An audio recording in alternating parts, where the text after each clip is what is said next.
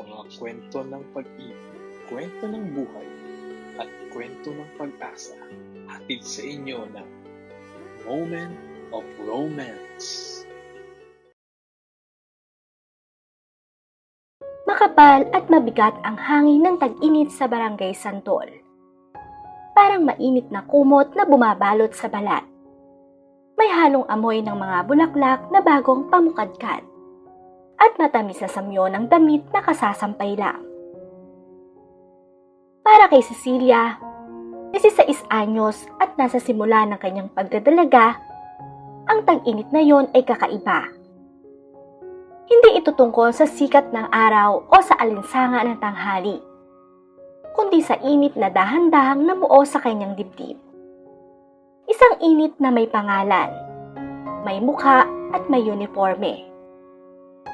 Hanggang noon, simple lang ang mundo ni Cecilia.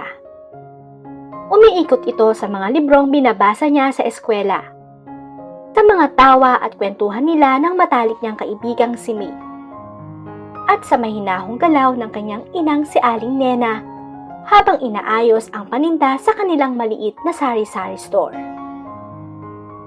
Mapangarapin si Cecilia.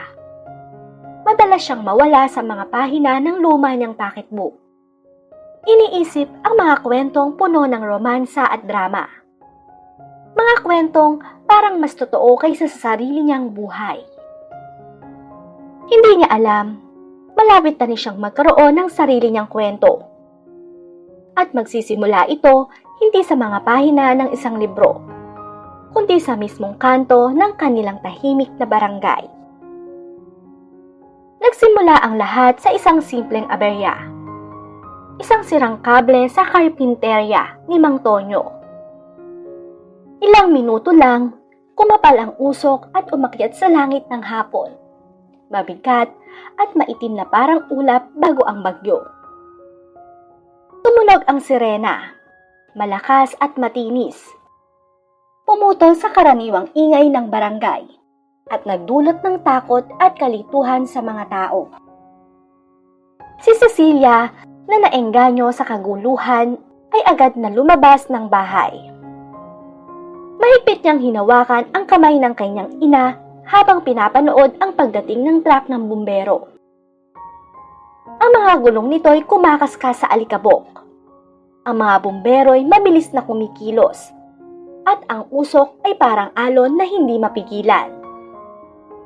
At doon, sa gitna ng ingay at usok, nakita niya siya. Gumagalaw ito ng may tahimik na otoridad. Isang katahimikang bumabagay sa kaguluhan sa paligid. Habang nagmamadali ang iba, ito ay kalmado, maayos at sigurado sa bawat galaw. Ang kanyang uniforme, bagaman may bahid ng uling, ay lalong nagbigay sa kanya ng presensya. Ang tangkad nito'y kapansin-pansin. Ang malalapad na balikat ay tila sagisag ng lakas at tapang. Matindi, ngunit kalmado ang kanyang mga mata habang idinidirekta ang kanyang koponan. Ang boses niyang malalim ay may halong otoridad at kapanatagan. At ang mga kamay niyang nakagloves ay kumikilos ng mabilis, sanay at walang pag-aalinlangan. Siya si Kuya Ben. Bagong kasapi ng kanilang lokal na istasyon ng bumbero. At sa sandaling iyon, habang buong tapang niyang hinahawakan ang hose na naglalabas ng tubig sa apoy, naramdaman ni Cecilia ang kakaibang init na hindi galing sa sunog. Parang biglang umikot ang mundo niya, at ang puso niya ay tinamaan ng isang kilig na hindi niya maipaliwanag. Mula noon, si Kuya Ben ang naging sentro ng mundo ni Cecilia. Nagbago ang takbo ng kanyang mga araw. Parang biglang nagkaroon ng bagong ritmo. Isang rutinang puno ng lihim na pananabik. Alam niya ang mga oras ng duty ni Kuya Ben. Palihim niyang inaayos ang kanyang mga gawain. Minsan ay binabago pa ang oras ng kanyang pag-aaral. Sa bintana na tanaw ang kalsadang dinaraanan nito. Doon siya tatayo, Nag-aabang habang pinagmamasdan ang matatag at kumpiyansang lakad ng binata papunta sa istasyon. Ang tunog ng kanyang itim na bota sa semento ay parang musika sa pandinig ni Lia. Isang pamilyar na ritmo na nagpapabilis ng tibok ng kanyang puso. Alam niya ang eksaktong oras kung kailan dadaan ang patrol jeep ni Kuya Ben. At sa bawat pagkakataon, hindi niya maiwasang umasa na kahit sandali lang, sulyapan siya nito. Ang unang nakapansin ay si May, ang matalik na kaibigan ni Cecilia. Praktikal, prangka at laging handang manukso. Habang magkasabay silang nakaupo sa tapat ng tindahan, agad nitong napansin ang direksyon ng tingin ni Cecilia. "Nakatingin ka na naman sa istasyon ng bumbero, Cecilia," sabi ni May, sabay siko sa kanya at may ngising puno ng biro. "Plano mo bang maging mascot nila?" Dagdag na tanong pa nito. Namula si Cecilia. Mabilis na umiwas ng tingin. Ang init sa kanyang pisngi ay halos kapantay ng apoy na araw-araw na nilalabanan ni Kuya Ben. "Hindi naman." Mabilis niyang sagot. Pilit na pinapakalma ang sarili. "Nag-o-observe lang ako." "Interesante naman, di ba?" Ang sagot niya. Ngunit sa loob-loob niya, alam niyang hindi trabaho ang tunay na dahilan ng kanyang pagtingin. "Oo, interesante," mataray na sabi ni May. "Lalo na yung bahagi kung saan sinusundan mo ang truck ng bumbero gamit ang iyong mga mata na parang float ng parada at si Kuya Ben ng Reyna Elena." Anya pa nito. Kahit minsan ay masakit ang panunukso ni May, hindi ito nakapagpigil kay Cecilia. Sa bawat araw na lumilipas, lalong lumalalim ang kanyang paghanga. Unti-unti niyang napapansin ang maliliit na detalye. Ang pagkakakulot ng maitim na buhok ng binata sa batok tuwing tinatanggal niya ang helmet. Ang magilaw na ngiti na ibinibigay niya sa mga bata. At ang mahinahong paraan ng pagsasalita niya sa mga matatanda sa barangay. Napagtanto ni Cecilia na higit pa siya sa isang bayani. Isa rin itong mabuting tao. Isang mainit na hapon, nagpasya si Pusit, ang malikot na pusa ni Cecilia, na umakyat sa pinakamataas na sanga ng lumang puno ng mangga. Habang pataas ito, mas malakas at desperado ang kanyang hiyaw. Sinubukan ni Cecilia gamit ang isang luma at maingay na hagdan na abutin ito. Ngunit hindi niya kaya. Nang akala niya ay wala ng pag-asa, isang anino ang bumalot sa kanya. Nagdulot ng kakaibang kilabot sa kanyang dibdib. Napahinga si Cecilia ng malalim nang marinig ang tinig ni Kuya Ben sa likod niya. "Nahihirapan ka ba riyan, little sister?" Lumingon siya at nakita si Kuya Ben. Off-duty ito. Nakasuot ng simpleng t-shirt at maong. May maliit na bag na nakasabit sa balikat. Para bang pauwi na siya mula sa trabaho. Sa isang iglap, nag-init ang pisngi ni Cecilia at muntik nang mabanggit ang isang bagay bago niya napigilan ang sarili. "Kuya Ben, nako, si Pusit lang po, naiipit po siya." Bungad niya habang tumutok ang tingin sa pusa na matulin ang ngiyaw sa itaas ng puno.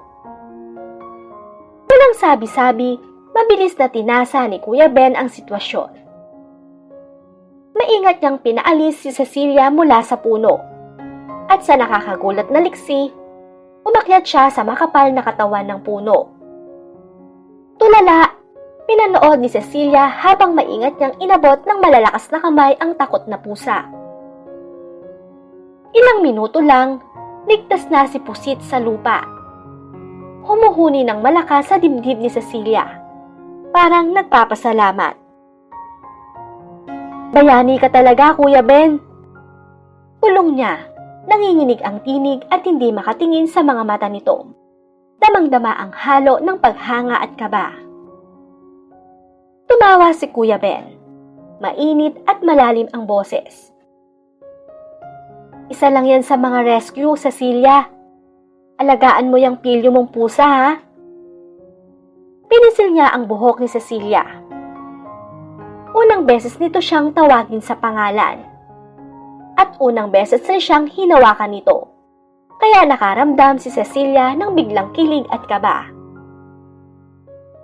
Pagkalipas ng ilang linggo, bumili si Cecilia ng pandesal sa panaderia sa kanto. Naroon din si Kuya Ben. Nakasuot ng malinis at preskong uniforme. Nang makita naman ito si Cecilia, ngumiti siya ng totoo. Hindi tulad ng dati na simpleng magalang na tangulang ang ibinigay niya. Magandang umaga, Cecilia. Early bird, ha? Anya nito. Magandang umaga rin, Kuya Ben. Sagot niya, halos pabulong ang boses. Habang kinakapa ni Cecilia ang mga barya niya, winagayway ni Kuya Ben ang kamay. Libre ko na ngayon, para sa future hero, laging maaga. Sabi nito, sabay kindat pa. Binayaran nito ang 2 order nila. At matapos ang isang mabilis na pagsambit na ingat, umalis na siya. Naiwan si Cecilia na nakatayo roon. May mainit na pandesal sa kamay at isang mas mainit na pakiramdam sa dibdib. Tinawag siyang future hero. Pakiramdam niya, sa isang paraan, nakita talaga siya ni Ben. Lalong uminit ang araw at tumaas din ang panganib ng sunog. Isang hapon, may tumawag tungkol sa isang malaking sunog na sumiklab sa siksikang mga bahay malapit sa estero. Ilang bloke mula kila Cecilia. Naging kahel itim ang langit at puno ng tunog ng apoy at sigawan ang hangin. Lumabas si Cecilia kasama ang kanyang ina at mga kapitbahay upang tumulong at tingnan ang nangyayari. Magulo ang buong barangay. Sa gitna ng usok at ingay, nakita niya si Kuya Ben. Abala ito sa pagko-coordinate, pagbuhos ng tubig at paghila ng mga tao palayo sa panganib. Seryoso ang kanyang mukha. May uling na bahid pero maliwanag pa rin ang determinasyon niya. Nang lumakas pa ang apoy at muntik ng lamunin ang isang lumang bahay na kahoy, nakita ni Cecilia si Kuya Ben na sumugod habang may hawak na palakol. Sinira nito ang nasusunog na pinto at iniligtas ang isang matandang babaeng nakulong sa loob. Lumabas itong umuubo. Bitbit ang babae. Sunog ang bahagi ng uniforme, pero malinaw pa rin ang determinasyon sa kanyang mga mata. Nagtagpo ang tingin nila sa gitna ng makapal na usok. Nakita nito si Cecilia na nakatayo at natatakot, pero humahanga. Nagbigay si Ben ng mabilis na tango, na para bang sinasabing ayos lang siya at ginagawa lang niya ang kanyang tungkulin. Sa sandaling iyon, ang simpleng paghanga ni Cecilia ay naging mas malalim. Isang pag-unawa sa tunay na kabayanihan at sakripisyong ginagawa ni Ben para sa komunidad. Naapula rin ang sunog, pero nag-iwan ito ng maraming pagkasira at lungkot. Nagkaisa ang komunidad at nagtulungan. Tumulong si Cecilia. Nagbigay ng pagkain at umalalay sa mga pamilyang nawala ng tirahan. Kinagabihan, nakita niya ulit si Kuya Ben. Halatang pagod ito at mabigat ang araw na dinaanan. Pero patuloy pa rin itong nakikipag-ayos sa aftermath. Gusto sanang magsalita ni Cecilia, pero wala siyang masabi. Hindi niya alam kung anong dapat sabihin sa isang taong humarap sa panganib at nakaligtas. Lalong tumibay ang nararamdaman niya pagkatapos ng karanasan. Nagsimula siya ng bagong journal at nagsulat ng mga tula tungkol sa katapangan at kabaitan ni Kuya Ben. Pinapangarap niya ito, hindi lang bilang bayani, kundi bilang taong nagligtas ng pusa niya at nagbayad ng pandesal niya. Nang mapansin ni May ang lalim ng damdamin ni Cecilia, maingat niya itong binalaan. Mas matanda siya, Cecilia, at delikado ang trabaho niya. Ang bata mo pa. Alam yon ni Cecilia, pero hindi nakinig ang puso niya. Pagkalipas ng ilang linggo, nagdaos ang barangay ng maliit na pasasalamat para sa mga bombero at voluntaryo. Dumalo si Kuya Ben ng off-duty. Nakasuot ng simpleng polo shirt at mas relax ang itsura niya, kahit hindi nawawala ang kanyang maayos na tindig. Nakita niya si Cecilia sa tapat ng mga food stall, tumutulong sa kanyang ina upang maghain ng lugaw. Lumapit siya at nagsabi, "Hello, Cecilia. Magaling ang ginawa mo sa pagtulong nitong mga nakaraang linggo." Totoo ang ngiti nito. "Ang galing mo po, Kuya Ben." Sagot naman ni Cecilia ng mahina. "Lahat ay nagpapasalamat sa inyo." Nag-usap sila ng ilang minuto tungkol sa sunog at sa katatagan ng komunidad.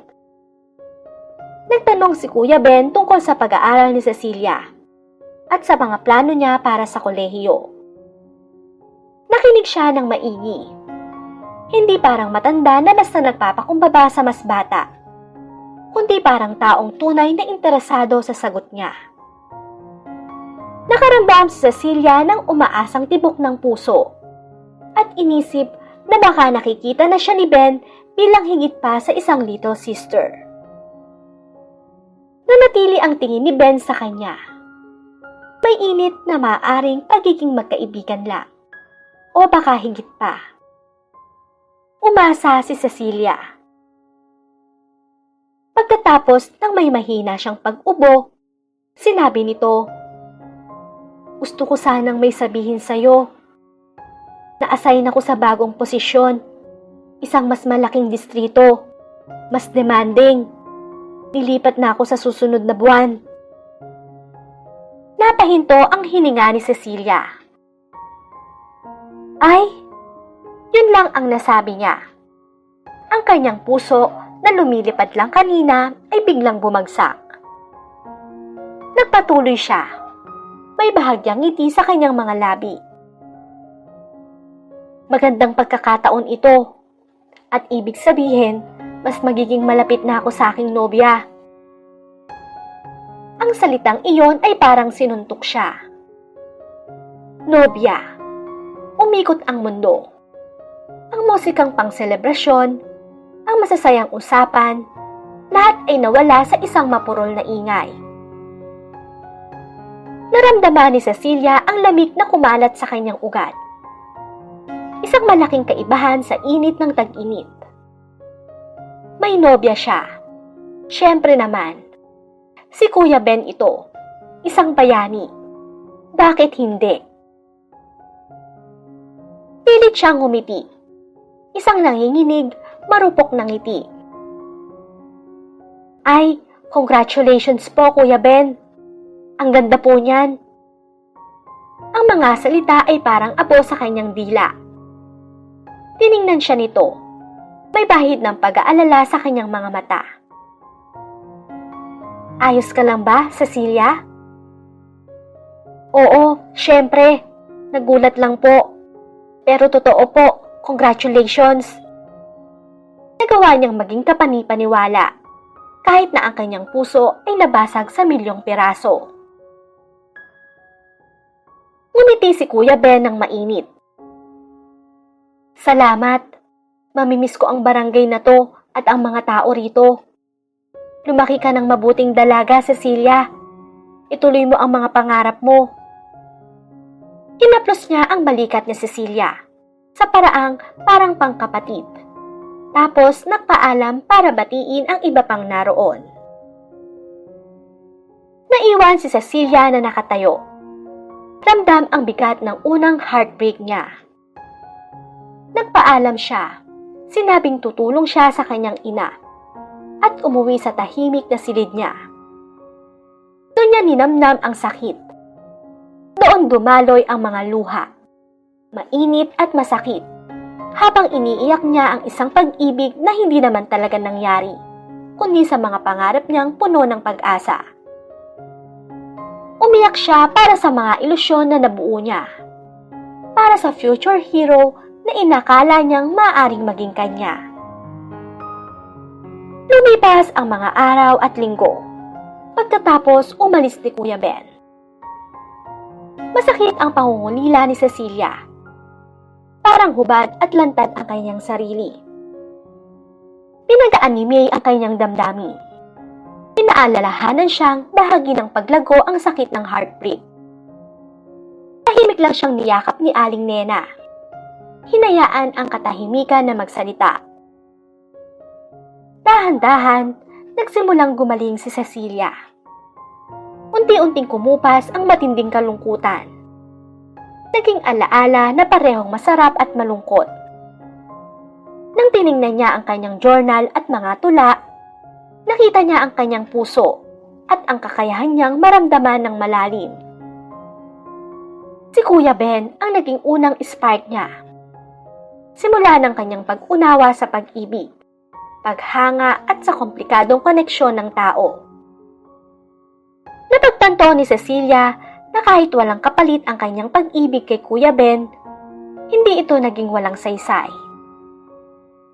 Binuksan nito ang kanyang mga mata sa kagandahan ng mundo, sa tapang ng mga pang-araw-araw na bayani, at sa lakas na mayroon siya sa loob. Natutunan niyang ang pag-ibig ay hindi palaging tungkol sa pagmamay-ari o sa isang masayang wakas. Minsan, ito ay tungkol sa dalisay. Walang sariling paghanga at sa paraan kung paano nakapagbigay inspirasyon ang isang tao sa isa pa. Pagkalipas ng ilang buwan, hindi na siya ang dalagang palaging nakatingin sa bintana. Mahal pa rin niya ang kanyang mga libro, ngunit natuklasan niyang magsulat din siya. Hindi lang ng tula, kundi ng mga kwento. Kwento ng katapangan, ng tahimik na bayani, at ng mga kabataang babae na natagpuan ang kanilang lugar sa mundo.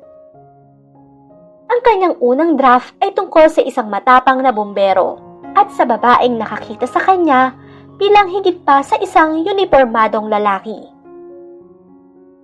Isinilang ang kwento mula sa heartbreak.